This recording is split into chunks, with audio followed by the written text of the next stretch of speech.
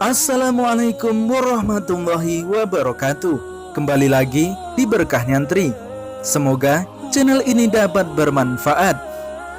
Anak hasil di luar nikah adalah anak yang lahir sebagai akibat dari hubungan badan di luar pernikahan yang sah menurut ketentuan agama Islam. Terkait hukum anak di luar nikah, ada beberapa ulama yang sudah menjelaskan.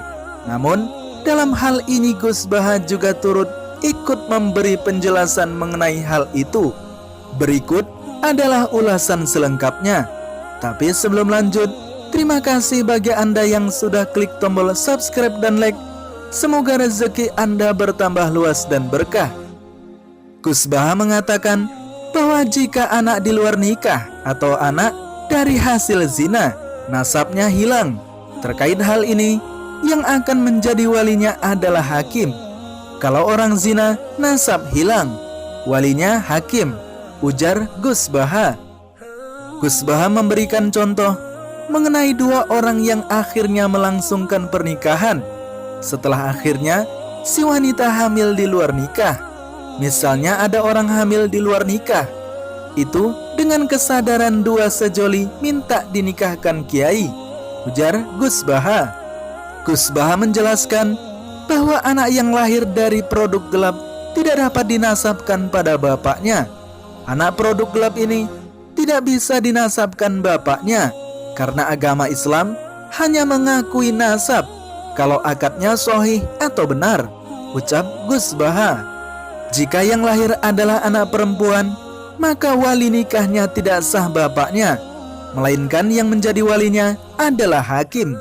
Meskipun jelas yang melakukan hubungan adalah bapaknya, sehingga lahir anak perempuan, walinya tidak bapaknya.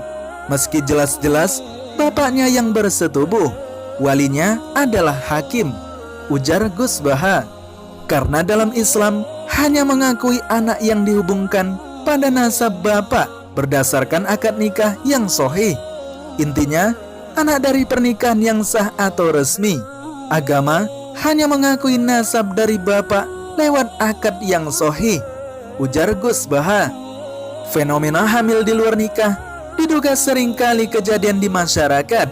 Hamil sebelum nikah, makanya sering kejadian di masyarakat itu udah hamil baru nikah, ucap Gus Baha.